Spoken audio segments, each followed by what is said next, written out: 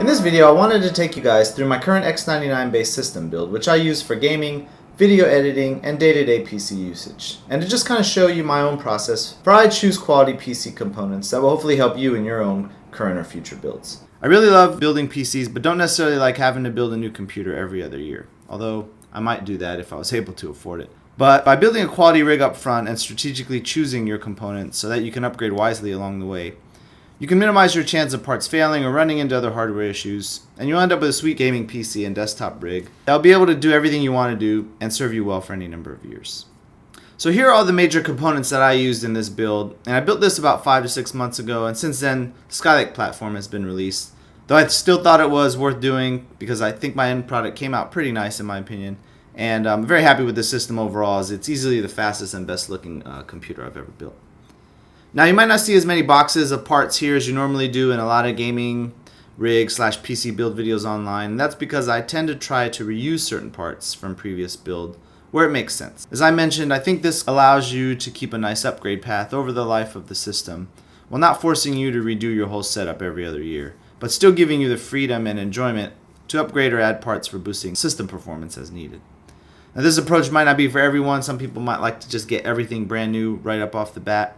But, it's the way I like to build my PCs. In this build, I just reused my case, some hard drives, and also a couple internal fans. But a lot of times you're able to carry over your power supply and CPU cooler as well. Again, assuming you buy some good stuff from the get-go. So I'll just take you through each of my component choices here one by one, and the reason for choosing each, and then I'll show you how everything looks installed, up and running, and then go over some of my final thoughts on the build. So first things first, you can see here you need to decide what platform you want to go with, and for me I always go with Intel and simply just choose the most current Intel based chipset out at the time. So right now the current chipsets I believe are the Z170s, and those go with the Skylake chips. Intel is just far superior to AMD, and for a number of different reasons. You might save a few bucks up front going with AMD, but in my opinion Intel is just the way to always go. So once you decide your platform, the next question you have to ask yourself obviously is what CPU are you going to go with? So how do you decide that? The way I decide is I like to buy whatever the current generation of chips is out. I like to buy their entry-level i7. So in my case, it was the Haswell E. It was the 5820. This is a 6-core processor. And what it allows you to do when buying the first i7 in the line is that you get a really good balance that way between performance and price.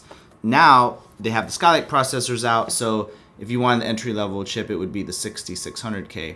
Now, if you're on a little bit more of a budget, you can still just get an i5. i5s are also really great chips, but get something at least in the middle of the road, or don't get the lowest i5 that's out. Anyway, so that's my opinion on CPUs.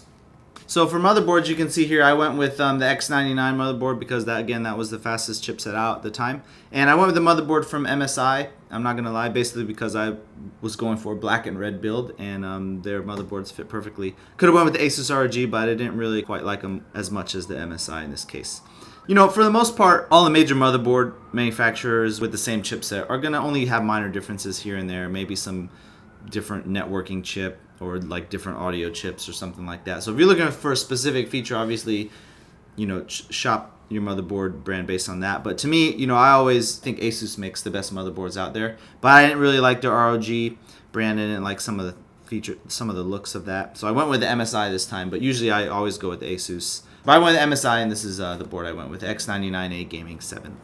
So next up is my CPU cooler, and usually you can carry your CPU cooler over from at least one build. In this case, I didn't want to because I had an air-cooled CPU cooler before, and the Haswell's run a little bit warm, and I wanted to just go with water cooling because it was water-cooled, does a better job. And I went with the Corsair H80i. They make an H80 GT, but I liked how this looked a little bit better in my system, and I went with a single radiator size here. They have the double wide ones, which I probably would have done if I had a little bit bigger case because they do offer a little bit better cooling, but you can go either way on that.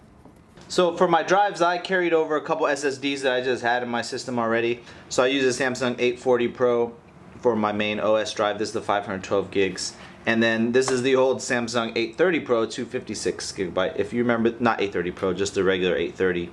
And for those of you that might remember, this was one of the best SSDs out for a long time. Obviously it's a lot slower these days, but it still works really nice. And that's 256. So I use this for my scratch drive for Premiere Pro, and this is my OS drive. And by carrying these over, you know, you're able to I'm gonna go ahead and be able to upgrade to M.2 drive, the 950 Pro M.2 with NVMe, and that's gonna be super fast reads and writes. So that's gonna give me a nice system performance boost when I put my OS on there. The other thing I wanted to mention is, you know, always just get Samsung SSDs. Is kind of what I recommend. I think they're better than any other brand by far. They have the best NAND technology. They're ahead of everyone. They consistently top almost every benchmark. Yeah, they just make the best drives, and they're also really nice looking. And if you're on a little bit more of a budget, if you can't get the Pros, then I would recommend getting the Evo series. Also really good drives from Samsung. But yeah, I would stick with Samsung SSDs. Then next up here is for my power supply. You can usually carry that over as well, but in this case I decided to upgrade because my power supply wasn't completely modular in my old system. And by modular, that means the cables can be detachable here, so you can just use the amount of cables you need to use without having to have a bunch of extra cables and you're cluttering up your case. And that does help actually improve airflow some, and not to mention it just looks a lot nicer. So I went with the AX760 here, so that amount of watts should last me a couple builds, I would imagine. Nice thing about this power supply is the fan doesn't always spin unless it really starts to heat up, which is very rare on the power supply unit. So it's super quiet, so I really like this item. And what I mentioned, you know, I went with Corsair again because I have Corsair fans in my case as well. And what I like to do, not that fans really matter, but what I like to personally do is try to keep the amount of different manufacturers in my system to a minimum. So where I can, I try to buy most of the same products from the same manufacturer. And to me, that just kind of prevents hardware issues in certain instances. Obviously with you know, case fans, that's not going to matter. But for something like, in which I show you, I like to buy a video card from the same manufacturer as my motherboard. It's always giving me good luck. But anyway, so that's the Corsair power supply that I used.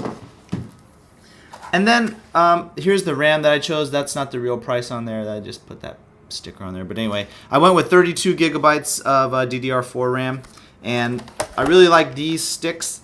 You know, I would only personally buy RAM from either Corsair or G-Skill. I would stick to those brands. But in this case, when the DDR4, I bought these before a lot of the different DDR4 brands were out, and these are the Crucial Ballistics Elite, and they have really good timings, and they're really they're 16 by 17, 1736, and they're 2666 megahertz. Yeah, I really like the looks of these sticks. Metal heat sinks here, no plastic on it, and a black PCB, of course, is a must for me. And you know, I went with the Corsair Dominators initially, but I didn't like the metal across the top as much as this sleek black. So, you know, Crucial makes good stuff too. This is their really high-end stuff, so it's probably fine. I wouldn't recommend getting cheap Crucial stuff for sure.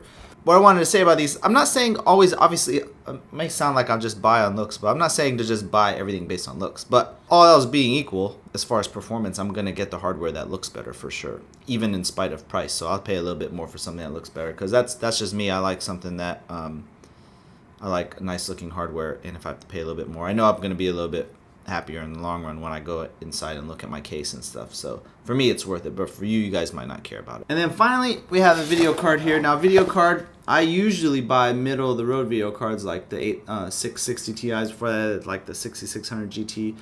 But this time, you know, I wanted to keep everything black and red. I wanted to build a pretty powerful machine, and you know, I would recommend you want to just get the best video card that you can afford. I think that's pretty obvious. But I would always recommend getting NVIDIA. Screw AMD. I don't care. You know, I don't like the Radeon cards. I think they're whack.